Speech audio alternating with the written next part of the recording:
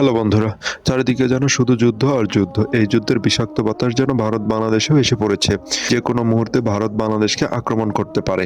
কারণ সম্প্রতি সময়ে ভারত সবথেকে বড় মাথাব্যথার কারণ হয়ে দাঁড়িয়েছে বাংলাদেশের রাজনৈতিক পথ পরিবর্তন। বাংলাদেশ আর কারো নিয়ন্ত্রণে নেই। এ কারণেই তারা বাংলাদেশকে পরোক্ষভাবে দখল করার হুমকি দিয়ে আসছে।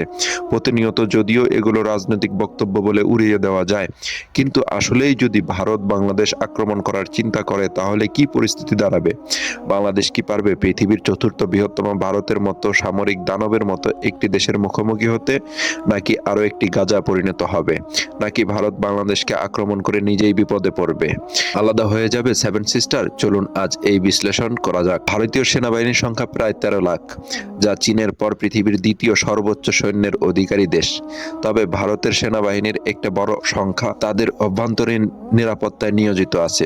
কাশ্মীর, মধ্যপ্রদেশ এবং পূর্বাঞ্চলের 7টা রাজ্যের, যাকে আমরা চিনি সেভেন সিস্টার নামে, সেখানকার বিদ্রোহীদের দমন করতে ভারতের সেনাবাহিনীর বড় একটি অংশও সেখানে নিয়োজিত আছে। আর তাদেরকে সেখানে থাকতেই হবে, তা না হলে সেভেন সিস্টার সহ আরো বেশ কিছু রাজ্য বিভক্ত হয়ে যাওয়ার প্রবল আশঙ্কা আছে। অন্যদিকে পাকিস্তানের অ্যাক্টিভ রিজার্ভ সবকিছু মিলিয়ে প্রায় 7 লাখের কাছাকাছি। তাদের একটা বড় অংশ সবসময় ভারতকে আক্রমণ করার জন্য প্রস্তুত হয়ে থাকে। আর এতে করে ভারতীয় সেনাবাহিনী অন্ততপক্ষে 8 লাখ সৈন্যর প্রয়োজন তাদের অভ্যন্তরীণ সংকট মোকাবেলা করতেই।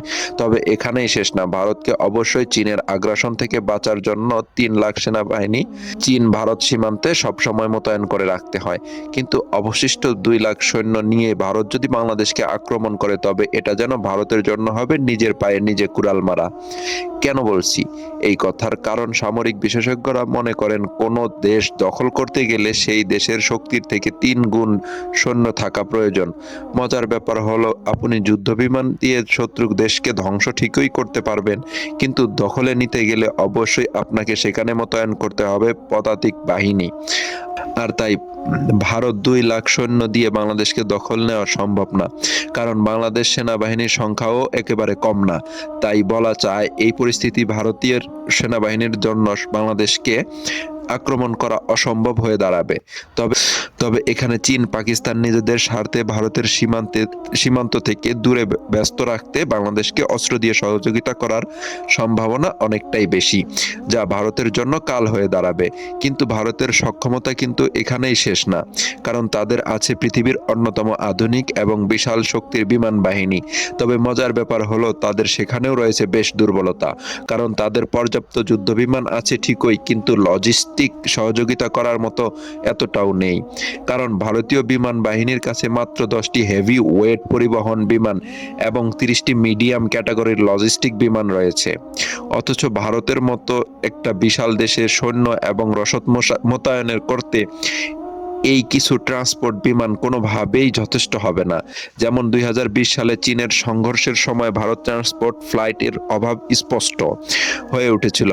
বেশ কয়েক সপ্তাহ সময় লেগেছিল ভারতের সৈন্য এবং সরঞ্জাম মোতায়েন করতে। এর ফলে বাংলাদেশের বিরুদ্ধে যুদ্ধ করতে গেলে ভারতের বিমান বাহিনী লজিস্টিক বিমান কোনো বড় ভূমিকা পালন করতে পারবে না। তবে ভারতীয় বিমান বাহিনী সব মিলিয়ে 500টা যুদ্ধ বিমান আছে, এতে কোনো সন্দেহ নেই। এত সংখ্যক বিমান দিয়ে তারা অল্প কিছু সময়ের মধ্যে বাংলাদেশকে ধূলিসাৎ করে দিতে পারবে। কারণ বাংলাদেশের কাছে এমন কোনো শক্তিশালী যুদ্ধ বিমান নেই যা ভারতীয় ফাইটার জেটগুলোকে মোকাবেলা করতে পারবে। সেই সাথে নেই তেমন কোনো শক্তিশালী আকাশ প্রতিরক্ষা ব্যবস্থা।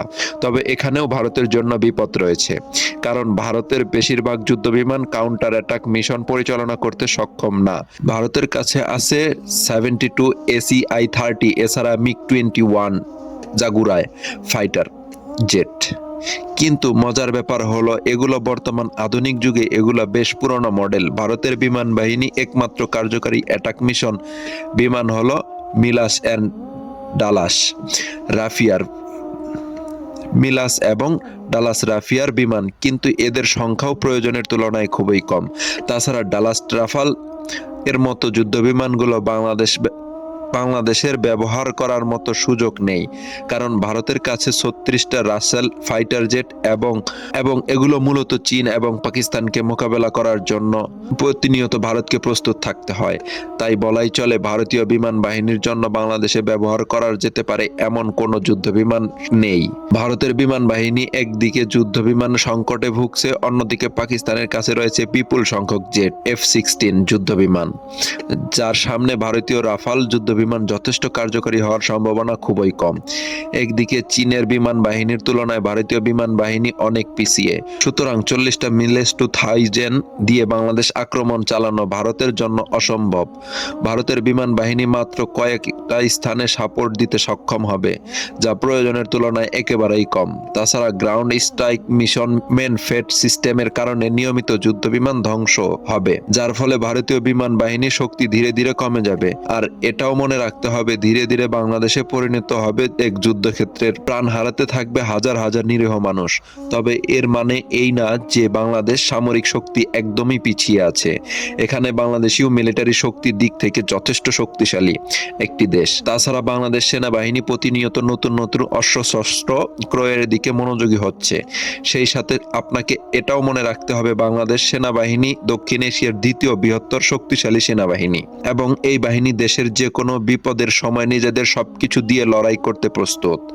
এবং কি এটা বললেও ভুল হবে না যে বাংলাদেশ সেনাবাহিনী পেশাদারিত্ব এবং দক্ষতা ভারতের সেনাবাহিনীর চাইতে অনেকটা এগিয়ে, কারণ বাংলাদেশ সেনাবাহিনী এখন পর্যন্ত পৃথিবীর 43টা দেশে প্রতিনিয়ত যুদ্ধ করার অভিজ্ঞতা লাভ করেছে। বিপরীতে ভারত সেনাবাহিনী যুদ্ধের অভিজ্ঞতা আন্তর্জাতিকভাবে খুবই সীমিত। বাংলাদেশ সেনাবাহিনী জাতিসংঘের অধীনে প্রায় অর্ধশতাধিক দেশে সরাসরি যুদ্ধের অভিজ্ঞতা লাভ করেছে। এতে তাদের দক্ষতা অভিজ্ঞতা ভারতীয় সেনাবাহিনীর থেকে অনেক বেশি এগিয়ে বলা যায়। তাছাড়া দক্ষতার পাশাপাশি বাংলাদেশ সেনাবাহিনী অত্যাধুনিক অস্ত্র ক্রয়ের দিকেও ধাবিত হচ্ছে। বিশেষ করে বিভিন্ন আগ্রাসন মোকাবেলায় বাংলাদেশ পৃথিবীর বিভিন্ন দেশ থেকে যুদ্ধ ট্যাঙ্ক, যুদ্ধ বিমান এবং অন্যান্য সমরাস্ত্র সংগ্রহ করছে, যা বাংলাদেশের নিরাপত্তা ব্যবস্থা আরও মজবুত করবে। এমনকি বাংলাদেশ তুরস্ক থেকে বেশ কিছু সংখ্যক বর্তমানে পৃথিবীর সবচাইতে অত্যাধুনিক ড্রোন TV-2 কিনছে। আরও কিছু সংখ্যক কেনার জন্য চুক্তিও করেছে। সেই ড্রোন মাত্র 50টা দিয়েই ইউক্রেন হাজার হাজার রাশিয়ান যুদ্ধযান ধ্বংস করেছে। সেই সাথে সমরাস্ত্রের উৎপাদন বাড়াতে এবং বাইরের দেশ থেকে আধুনিক অস্ত্র ক্রয় এর মাধ্যমে বাংলাদেশ সেনাবাহিনী শক্তিশালী হওয়ার চেষ্টা করছে, যা 30 সালের মধ্যেই সমস্ত নতুন অস্ত্র বাংলাদেশ সেনাবাহিনীর বহরে যুক্ত হবে, যা বাংলাদেশকে এক নতুন চূড়ায় পৌঁছে দিবে। তাছাড়া বাংলাদেশ সেনাবাহিনী কৌশলগত শক্তি দিক থেকে সবচাইতে গুরুত্বপূর্ণ পদক্ষেপের মধ্যে একটা হলো MBPS। সম্প্রতি বাংলাদেশ চীন থেকে 54টা অত্যাধুনিক উপচর ট্যাঙ্ক অর্ডার করেছে, যা পানিতে এবং মাটিতে দুই জায়গাতেই বেশ ভয়ঙ্করভাবে চলতে পারে। এই ট্যাঙ্কগুলো এমনভাবে তৈরি করা যা তীব্র স্রোতেও অনায়াসে চলতে পারে। এগুলো বিশেষ ধরনের হামলা চালানোর জন্য অত্যন্ত কার্যকরী, যা বাংলাদেশের প্রতিরক্ষা শক্তি আরও মজবুত করবে। আর তাছাড়া চীন ভারতের কাছে এগুলো বিক্রিও করবে না। পরিশেষে আমাদের একটা কথা মনে রাখতে হবে, যুদ্ধ কখনো শান্তি বয়ে আনে না। কারণ ভারত যদি বাংলাদেশের উপরে আক্রমণ করে তবে হয়তো তারা দখল করতে পারবে না, তবে ধ্বংসস্তূপে পরিণত হতে পারে বাংলাদেশ। প্রাণ হারাবে হাজার হাজার লাখ লাখ মানুষ। এমনকি ভারতের জন্য রয়েছে অশুভ সংকেত, কারণ বাংলাদেশের সাথে যুদ্ধ ব্যস্ত থাকলে চীন এবং পাকিস্তান ভারতীয় মানচিত্রে আক্রমণ করতে দ্বিধাবোধ করবে না। আর 7 সিস্টার আলাদা হওয়ার জন্য তাদের নিরস্ত্র আন্দোলনকে সশস্ত্র আন্দোলনে পরিণত করতে পারে। এমন ভয়াবহ কিছু হলে দুইটা দেশ ক্ষতিগ্রস্ত হবে। আর তাই প্রতিবেশী দুই দেশের জনগণের উচিত এমন কোনো উস্কানিমূলক কার্যক্রম না করা যাতে দুই দেশের মধ্যে বন্ধুত্বপূর্ণ সম্পর্কের পরিবর্তে শত্রুতার সৃষ্টি হয়, কারণ এতে উভয় দেশেরই ক্ষতিগ্রস্ত হতে হবে। দেখা হবে আবার নতুন কোনো বিশ্লেষণ নিয়ে। সে পর্যন্ত সবাই ভালো থাকবেন, সুস্থ থাকবেন। আল্লাহ হাফেজ।